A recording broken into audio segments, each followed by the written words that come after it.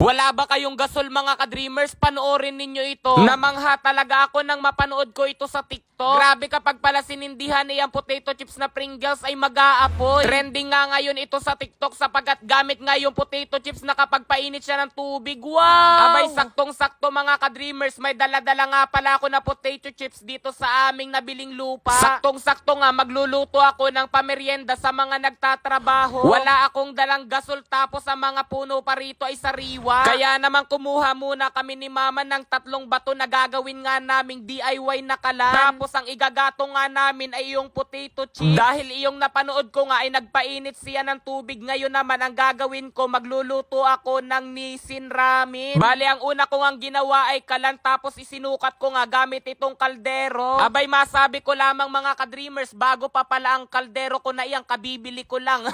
Habang busy nga ako sa paggagawa ng kalan, ayan sinasabi sa inyo ni mama na Nissin ramen nga ang lulutuin namin at ipamemerienda sa nagtatrabaho. Bali, nilagyan ko na nga pala ng tubig itong kaldero. Siya nga pala mga ka-dreamers, napakasarap sa pakiramdam kapag tumutungtong ka sa sarili mong lupa. Huy! Kulay orange nga pala ng potato chips ang nabili ko. Sa tanang buhay ko, akala ko kinakain lamang ito, pwede rin palang gawing panggato. Ako lang ba mga ka-dreamers yung favorite talaga ang potato chips, lalo na kapag nasa biyahe? Kaya naman ang purpose talaga nito panggatong, pero tignan nyo naman, inupakan na agad namin ni mamang kainin. Napakaganda ng quality ng video natin ngayon mga ka-dreamers kasi tignan nyo, luntian yung nasa paligid ko. Kaya naman simula ngayon mapapansin ninyo hindi na madalas ako gagawa ng content sa bahay dahil medyo makipot doon. Ito na nga pala mga ka-dreamers yung the moment of truth. Kumuha ko ng 1 piraso tapos sinindihan ko. Abay, grabe, flammable pala ito o, napakabilis dikitan ng apoy. Namangha nga ako ng sobra kaya naman napaupo na lamang ako rito sa damuhan. Nang makapagsindi nga ako ng isa, inilagay ko sa sentro nitong 3 bato. Tapos utay-utay kong ginatungan gamit nga itong mga potato chips. Grabe, napaso pa ako.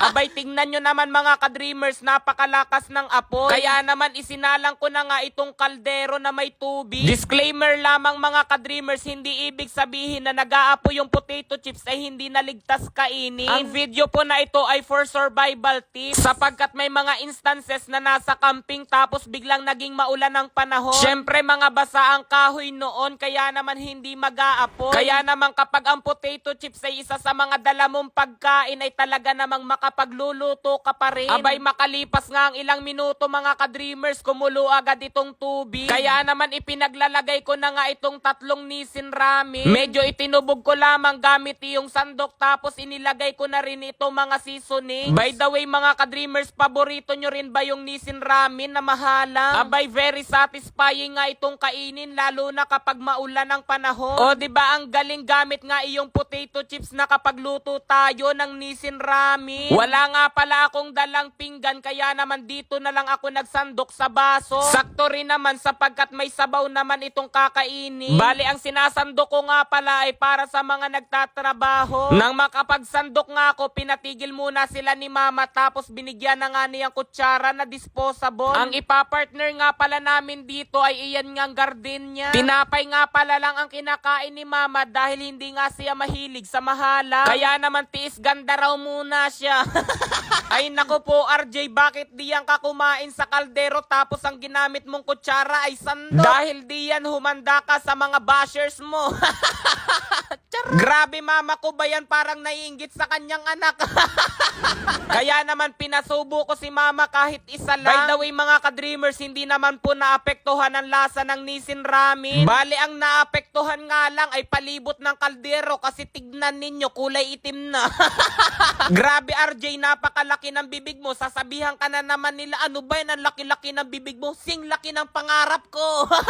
Yun lang mga ka-dreamers, bye-bye! Ngayon mga ka-dreamers, may isi-share ako sa inyong laro. Ito nga pala ang Epoch Game. Una, pindutin ang link na nasa comment section para i-download ang game application tapos mag-register. Ilagay ang inyong mobile number tapos password. I-copy-paste lamang ang referral ID na yan. Pindutin ang send para dumating sa inyo ang verification code na ilalagay nyo riyan tapos confirm. Kapag may account na kayo, ito yung makikita ninyo. Iba't ibang klase ng games na maaari ninyong paglibangan. Tulad nga rin ng ibang laro ay napakarami rin nyo talaga ritong pagpipilian. paraan. Sa pag-cash in, pindutin lang ang wallet na nasa ibaba. Pwedeng 100, 200, 500, 1,000. Pero pwede nga ang 100. Pindutin lamang ang confirm. Tapos ilagay ang inyong GCash account. Tapos may darating na telephone number na ilalagay ninyo riyan. Tapos account name. Then save. Ang una ko nga palang laro na susubukan ay Mines. Magbebet nga lang pala ako ng 10 piso. Sa larong ito nga, kailangan lamang iwasan ng bomba. Kapag nakatatlong click na, pwede ninyo nang i-withdraw. Ikalawa ko namang susubukan na itong toss a coin. Favorite ko nga itong laruin sapagkat pipili lamang sa dalawa, tail or head. Ang taya ay pwedeng piso, 5, 10, 50, 100 or 500. Bale, nagbet nga lang pala ako ng 10 piso sa ulo. Tapos hintayin lamang na i-flip ang piso. Iyan na, nanalo nga ako ng 10 piso dahil head ang lumabas. Ang last naman na laro na susubukan ko ngayon, ito namang Dragon versus Tiger. Halos tulad din lang ito ng toss a coin. Pipili naman sa Dragon o Tiger. Nanalo nga ulit ako ng 10 piso sapagkat tumaya ako sa Dragon, mas mataas ang kanyang baraha. Ito yung napakagandang part sa pagwi-withdraw ng napanaluhan. Pindutin lamang ang withdraw na nasa ibaba. Ilagay ang amount na nais ninyong i-cash out tapos pindutin ang withdraw. Pindutin ang withdrawal record tapos kailangan na makikita sa status ay successful. Ganun lang mga ka-dreamers.